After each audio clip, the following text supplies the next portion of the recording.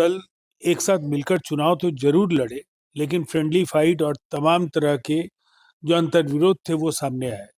परिणाम सामने है। गठबंधन के अंदर, साथी दलों के अंदर जो कांग्रेस की स्वीकार्यता को लेकर के सवाल खड़े हो रहे हैं, उसका जवाब कांग्रेस के नेता ने दिया है कि अब बिहार में कांग्रेस का वजूद खतरे में है।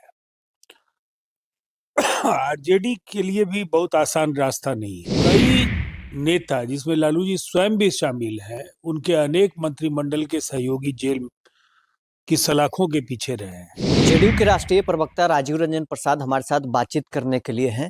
बिहार में चुनाव खत्म हो गए। इंडिया गठबंधन में चुनाव सब लोग साथ लड़े, कुछ सीटों पर फ्रेंडली फाइट हुआ, लेकिन अब स्थिति ये बन गई है कि कांग्रेस तो सीधे कह रही है कि अब गठबंधन राजद के साथ नहीं होगा, अकेले चुनाव लड़ने की तैयारी कर रही है।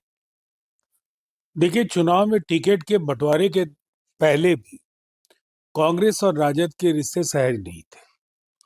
कई बार ऐसा लगा था कि ये गठबंधन बिहार में टूटने जा रहा है, और जिस तरह से राहुल गांधी और तेजस्वी यादव के बीच संवाद भी नहीं हो रहा था, किसी तरीके से, आधे अधूरे तरीके से दोनों दल एक साथ मिलकर चुनाव तो जरूर लड़े, लेकिन फ्रेंडली फाइट और तमाम तरह के जो अंतर्विरोध थे वो सामने आए।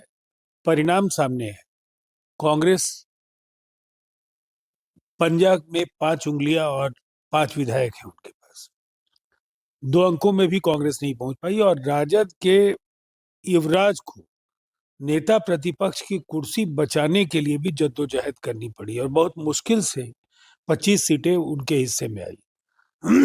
अब जिस तरह से राष्ट्रीय परिप्रेक्ष्य में कांग्रेस के अंदर का अंतर्विरोध बढ़ रहा है, और इंडिया गठबंधन के अंदर, साथी दलों के अंदर जो कांग्रेस की स्वीकार्यता को लेकर के सवाल खड़े हो रहे हैं, उसका जवाब कांग्रेस के नेता ने दिया है।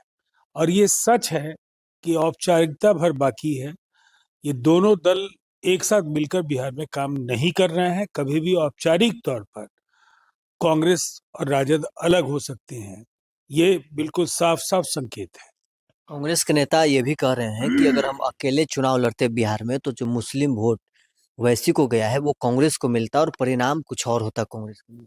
अब क्या होता वो काल्पनिक परिस्थिति है, लेकिन इतनी बात तय है कि अब बिहार में कांग्रेस का वजूद खतरे में है।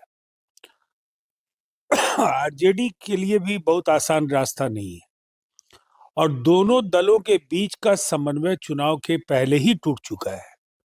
इसीलिए ये लंबे समय तक ये साथ साथ चल नहीं पाएंगे, ये तो बिल्कुल साफ दिख रहा है। तेजस्वी यादव चुनाव के बाद गायब हैं, लेकिन आरजेडी लगातार सोशल मीडिया पर सरकार को घेर रही है। एक उन्होंने पोस्ट किया है कि नीतीश कुमार की सरकार में लगातार भ्रष्टाचार बढ़ा हुआ है। देखिए, अब ये बेहयाई और बेशर्मी है। आईआरसीटीसी में किसके खिलाफ चार्जेस फ्रेम हो रहे हैं? लैंड फॉर जॉब किसके खिलाफ चल रहा है? चारा घोटाले में किसको सजा मिली है? देखिए, लोग जानते हैं लालू जी, उनके 15 वर्षों के शासन में उनके कैबिनेट के अनेक सहयोगियों पर भ्रष्टाचार के गंभीर आरोप लगे, मुकदमे हुए। कई नेता, जिसमें लालू जी स्वयं भी शामिल हैं, उनके अनेक मंत्रिमंडल के सहयोगी जेल की सलाखों के पीछे रहे हैं। और अब एक बार फिर आईआरसीटीसी और लैंड फॉर जॉब में कल क्या होगा, ये लालू जी को तो जरूर पता होगा कि जिस तरह का अक्षम्य अपराध उन्होंने किया है, उनके परिजनों के खिलाफ जिस तरह के आरोप हैं, उनकी मुश्किलें एक तरफ बढ़ती जा रही हैं, और दूसरी तरफ वो बिहार की सरकार, नीतीश कुमार जी सार्वजनिक जीवन में पारदर्शिता की एक मिसाल है। कभी उन पर भ्रष्टाचार के छींटे नहीं आए, कभी उन पर कोई आरोप नहीं लगा, कभी किसी घोटाले का सवाल नहीं खड़ा होता है। इसीलिए कोई तुलना हो ही नहीं सकती है। राजद को आत्ममंथन करना चाहिए, और इस तरह के आरोप लगाने से राजद की साख और विश्वसनीयता, जो पहले से ही खत्म होने के चरम पर है, वो पूरी तरह से मिट जाएगी।